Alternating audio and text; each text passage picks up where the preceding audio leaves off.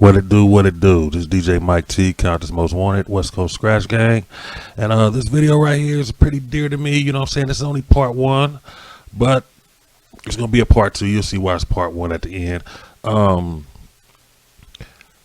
This guy today I gave a shout out to. His name is Grandmaster Lonz of the World Class Wreckin crew. You know, that music style pretty much is past its time limit, you know what I'm saying, but it's still in the archives. It's one of the stepping stones of West Coast Los Angeles hip hop, you know what I'm saying. And if it wasn't for this guy right here, a lot of people wouldn't have a career the way it is now. You see what I'm saying? So this guy's an actual stepping stone for groups like Compton's Most Wanted. He was the actual person who ended up with Aiden Chill's first original demo cassette that ended up in Unknown's hands when Unknown took that cassette to Slip when I was over with Slip, working with Slip at a music rental business that Slip owned at the time. So that's how that became. And you know, CMW saw me and they asked me to be part of their group.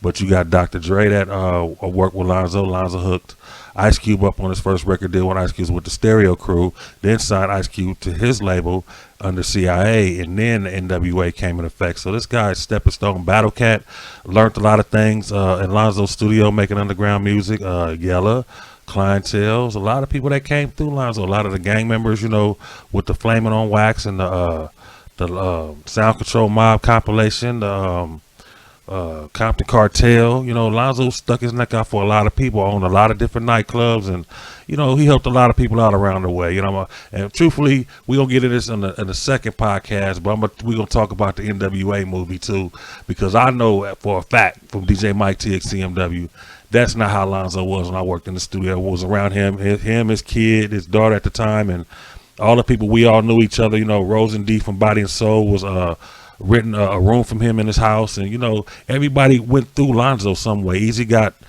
Jerry Heller, no, either Ira Selsky or Jerry Heller through Lonzo. Ira Selsky was a lawyer back then, but everybody, DJ Unknown, he got his start moving from Detroit to LA, working through Lonzo. You see what I'm saying? And everybody tell you Lonzo has been there from day one. So, you know, we pretty much label him as the Godfather of hip hop, but he's always been truthful from my knowledge, dealing with him. He taught me and gave me the inspiration to look around things. He told me exactly what to look for if I start doing things by myself. You know what I'm saying?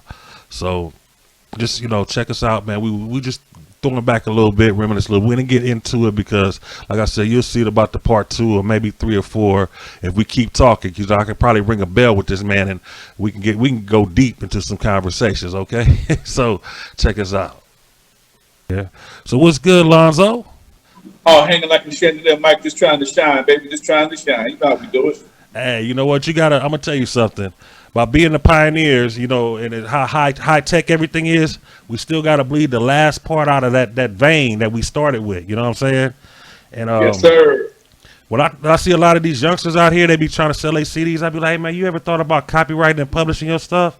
Oh, I don't have time for that. They be wanting just the $2 and $3 they get for selling their CDs to a person in the car at a grocery store or a 99-cent store. That fast hustle. I'm like, all right, I try to help you. They don't want to listen to the too late when somebody takes their shit and turn it into a hit record. Now they want to go get a lawyer, but you ain't got no copyright. You ain't done that. You can't prove it's yours. That be their problem. That be they run at it. It's like they got this excuse. Everything's based upon excuses now in the recording industry. First, it's still based on talent and know-how. But they got an excuse. Only thing, the way to get out is to do music or play sports. That's an excuse, man. I never understood that. That's bullshit. Music has been my second job. I always had a real job. Working at Martin King, right? Yeah, working at Martin Luther King. And then when I left there, I worked off my DBAs. They extinct. I took a few years off, just chilled. I had a lot of money saved. I'm a very cheap man. Hey, man, I don't know what's the matter with your camera. There we go. But there you go. And then I started doing construction again. I did construction all the way to 2010, and then I changed jobs because we had a bad car accident on the job, and I was waking up with the shakes. I wasn't hurt or nothing; it just shook me up real bad. So, you doing that? In-home supportive service. Okay. It's been like 9 years with that, so that's pretty cool. And shoot, I just been chilling, man. You know, I still got my stuff set up there, and I got to give you credit though. You was the first person that ever gave me a chance to work in a real recording studio. Even though I didn't work with Slip DJ, but I just sat up one night with a beer and was sitting at my mama's house, and I drank a 40 ounce. I said, I'm gonna go to Lonz's house and see who's working over there. And I knocked on your door. You kind of looked like, why you knocking? Come to the side. I was like, who work in your studio? He was like, nobody. I was like, okay. You took me back there, introduced me, and I came out with a record that night. Didn't know shit. I knew a little bit about how to run Simply because I was used to use a cassette and record Simply to a cassette and put it back into the drum machine. I had SP12 and run it back and start it. Wow. That's how I learned how to do it at home, playing around with the SP12. I didn't know that. I forgot some shit, Mike. I ain't had that, you know. Shoot. You was the first person. I mean, I made records before that, you know, with a lot of other people, but just going in there and learning the boards. And then Willie Z helped me out a lot too. You know what though?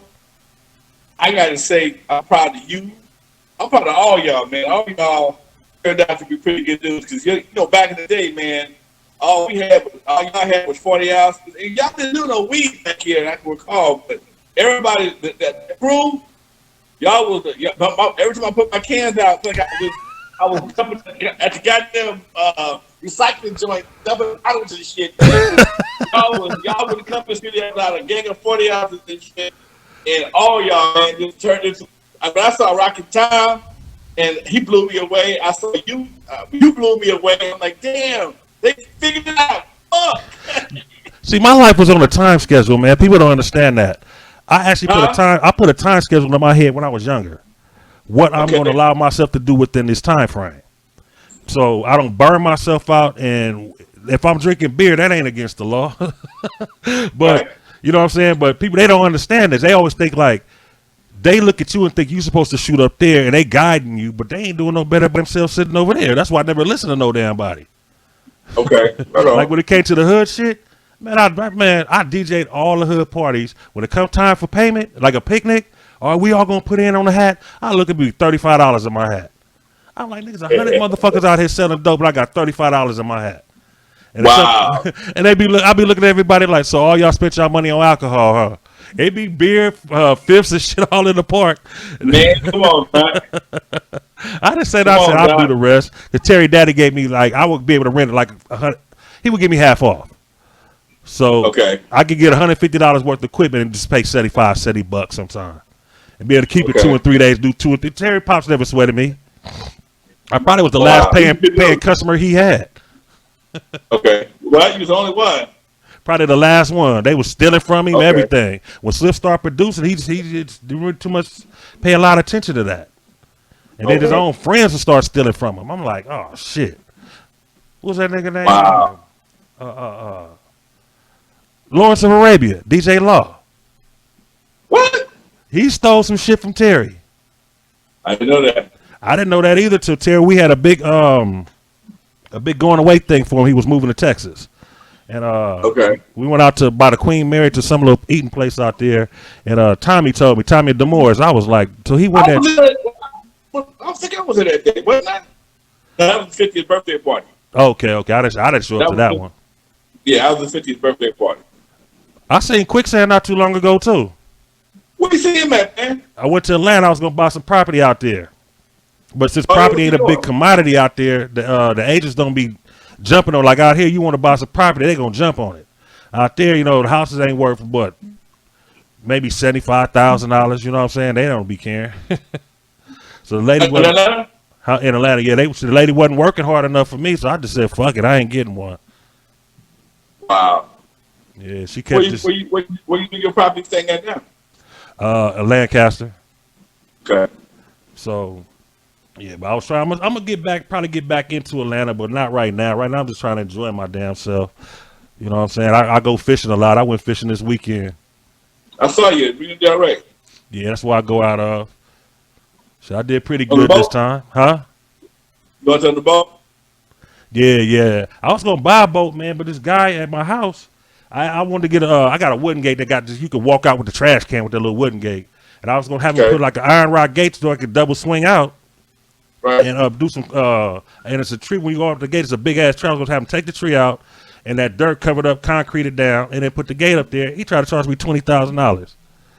Oh, that's some bullshit right there. It made it so mad his breath was stinking while he was talking to me, so I was kept getting an attitude every time he said something, and I just like, man, I lost it. I didn't go off on him. I was like, man, are you crazy?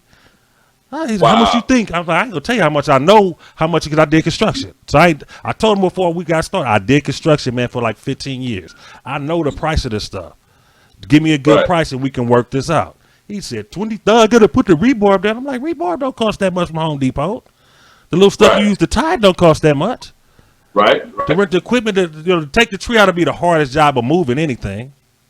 A mixer don't cost none of this shit. I could do the shit myself, basically.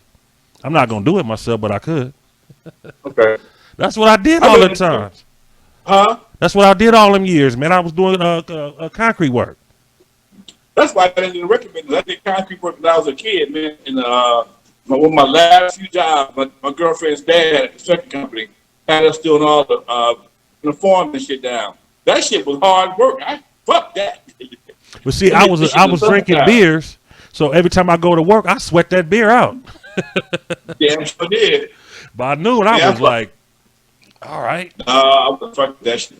Fuck that shit. That shit still work. Mm-mm. No. Hey, I'm gonna tell you something though. You know what's crazy? You and 8 prove you can actually make a life. I don't know about today's youngsters, but you can actually make a life in the industry, man. You made a life in that mug. And 8, I don't think he ever had a regular job till he started coaching these kids in football. Wow. I ain't talked to him in a while, man. I talked to Chill last week.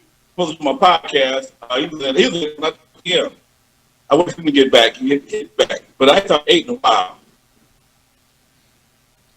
Yeah, you can make a business, make a living in this game, man.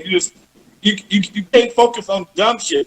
You know, if you watching videos and thinking that everybody got a Lamborghini and a big ass house and you got bitches everywhere, you got the wrong concept. If you think you're gonna smoke all day, every day, wake up and go do a show and come on back home and fuck, that's a bullshit. Okay? Yeah. This shit is a job like anything else, huh? Yeah, you're right. 100% right. It has its perks like anything else. You go out there to have fun, meet some ladies, have a good time. People look out for you because you're a celebrity, but you still gotta take care of yourself, man. If you don't, you ain't gonna make it. Most of these guys. I just saw a picture right before you called me. I got a pop up on my screen. Quavo just got an emerald grill. The fuck you need the emerald grill for? What in his mouth? Yeah, you the first rapper to have an emerald grill. Like that's some kind of motherfucking achievement. Okay? We ain't even talking about buying houses and real estate. This motherfucker buying teeth that nobody else want but him. You can't grab the motherfuckers. Nobody wants your nasty ass teeth. Nobody wants your motherfucking teeth, man. And I saw a video interview one time with Jake, and he was kind of clowning motherfuckers, man, because you got to spend $100,000 on chain and bracelets and shit. And that shit be blinging, but most of the money goes into labor because the diamonds be Class D diamonds, Class C diamonds, just above industrial diamonds and cheap. So he make all this money with labor. So you ready to sell that shit, you can't get nothing for it. Nothing. They just breaking themselves, basically shadowing down on everybody up under them. And the real people see it. That's all they doing. Other people. But you know what? They generation, it's too many haters in their generation. They born to hate. With the street mentality they got, of Crips and Bloods, and being gang members and all that, and gang, it's all hating their body. They act like it's going to be love, but it's all like me over you. Nah, bro, me. Even the girls are so stupid, they sound like the niggas. Bro, they call each other bro. Girls call, what the hell the matter with y'all, man? I mean, the first... You sound like, I see now, Mike, you what you about, 50 now, 51, 52? Who? 50? I'm 50. 50? See, and I said that shit. Man, you just now you younger than me and you say this shit. Okay, you younger than me and you see this shit. So they stupid. It ain't, huh? But see, if I say, but you just old motherfucker, you don't understand. No, motherfuckers, some shit just don't fly in no time. And motherfuckers, shit the niggas is doing nowadays is just fucking ridiculous. And it's like niggas can't get to sell their film to the devil or catch a case or do some dumb shit. That's why they call it flat earth. That's why they call the place flat Earth, because they don't want to evolve. They can't see evolution coming. All they think is now, and now is forever. And they program them that way. Right. And if I can't get it now, I don't want it. Okay. Exactly. And as soon as I get it, I gotta throw it away. I gotta find a stupid way to throw it away so I can show it. I don't need it. Motherfucker, you out your mind? They are out their mind. They are. A lot of them, but you got to understand though, it's one thing it's kind of sort of excuse, but I wouldn't tell them to keep saying it, but a lot of them are crack babies. So. Yeah, I heard. Dude. Unknown said, he said, man, you do know we're dealing with the first generation children of the crack babies. I'm like, I didn't think about that shit. If they not crack babies, maybe their parents was a crack baby, a crack mama, a crack daddy, or whatever the case may be. So you got grandchildren of the crack babies. Yeah. So you might have some chromosomes lost. I know we're going to find two old motherfuckers that hating on youngsters. It ain't about hating on youngsters. It's about trying to educate folks who got some sense to realize, man, that ain't the way to go, motherfucker, right there. Yeah, you teach it. You make it, and you give it all back and being stupid. Exactly. You make it and give it all back by being stupid. You're the stupid motherfucker. You're a stupid motherfucker. Be that stupid. Huh? You a stupid motherfucker. Stupid. Yeah. You made it. You know, it's like you took all these chances and you hit the lick, man. And once you got it, you couldn't wait to throw it away. That's what they call a poor man's mentality. You can't keep no money. Just lose it, you gotta find a way to fuck it off. Yep. Big dummies, man. Yeah, this nigga's chief is gonna be talking to town for about a week till they have a new chicken sandwich. It's gonna be over with. Man, when I did the math on, I said, man, they gave white people Donald Trump to act the fool. First they gave us Obama, then they gave Donald Trump up to act the fool, then they threw a chicken sandwich at. I said, they throw a watermelon at his neck, man, we fucked up. Man, motherfuckers like keep giving kids and keys. Oh, look at the kid, look at the kid, look at the kid. And weapons of mass distraction, man. Weapons of mass distraction. That's what it is. Yeah. And here you are on the phone, the same phone that you can play a video game on. You doing an interview for your podcast, for your promotion or whatever the case may be, to better yourself. But the same phone can be used for playing video games, which is I'm not a gamer per se. I have played games, but if you ain't making no money with it, I ain't got time for it. That's just exactly. The first thing I did was learn how to build these little studios, and I was making my money doing that. But still doing IT. Everything that comes with entertainment is always a second job. Then I figured out how to monetize this shit. So like the last few Crush Grooves CMW did with 8, I didn't care about DJing on stage no more. I said, let me get this footage and monetize this footage. Right. You know, it's like having a master reel or something. I'm not understanding. That's on somebody else's camera. Let me record. But the first one time I did what I was recording me. So I put the camera on the turn, or they had a turntable. And I bought my own little hookup, and I'll just use the turntable to turn the camera while I'm on stage, out and in at me, and I'm still DJing a little thing, and they them over on stage busting up like Mike always finds something crazy to do. Like, got to. Hey man, but you know what? You have an angle nobody else has. That'll get you paid. Okay, exactly. Somebody else's footage. You got the crowd shot. You got the DJ shot. Anybody pay attention to DJ right? And may not pay attention to DJ right then and there, but you got the shot. Yeah, exactly. What the DJ do? They put the equipment together. DJs became producers. Man, I'm doing a DJ award this year, man, for my nonprofit, and DJs don't get no recognition. DJs have changed the fucking world of entertainment in more ways than people want to realize. DJs, I remember when I first started DJing, only time you saw a DJ was between the bands. 15 minutes, and maybe at a sock hop, okay? Other than that, live entertainment was everything. There's nothing wrong with that live entertainment. I still love live entertainment. But DJing changed my life, and it changed the life of most of the guys that came through my house. You know, we all changed me DJs at one point in time. Changed me. Playing records was the hustle of our era, and most of us, they would take that and make a living at it. But look, you know what people don't understand about DJing? Look how much money we had to put into DJing to be a DJ. Each turntable was what, $400, almost $500. $400. Needles was $100. They break every 3 months. Every record, if you wasn't in the record pool, you had to buy your record. They was $4 to $5 a piece. If you need a double, that's Right. $10. So, but it wasn't as much music coming out as it is today. That's the thing. But also, you forgot you had to have a truck or a van. You couldn't DJ at your backpack, was putting your shit in the back of your car.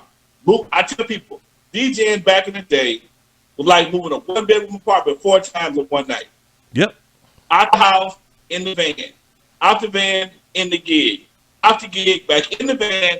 Out the van, back in the house. You better put it back in the house. If you wake up in the morning, your truck and everything will be gone. Okay? I know my body to wake up with that equipment in our living room. I never left my system in the truck. I've been done thousands of sets. I ain't never left a rig in a truck overnight. If I was dead tired, I'd sleep in the truck before I would. I'm gonna leave myself. I would sleep in my motherfucking truck before I left my rig in the garage or the driveway by myself. I ain't never left it in there either. I always took it out. I don't care how drunk I was, what time it was. That equipment going in the living room. Time, we got to get it back in the house. It may not be in order, but it got in the house. Okay, it got in the house.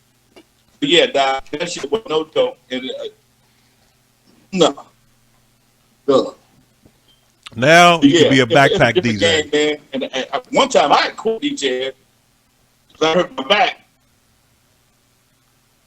Hey, you know your phone locked up.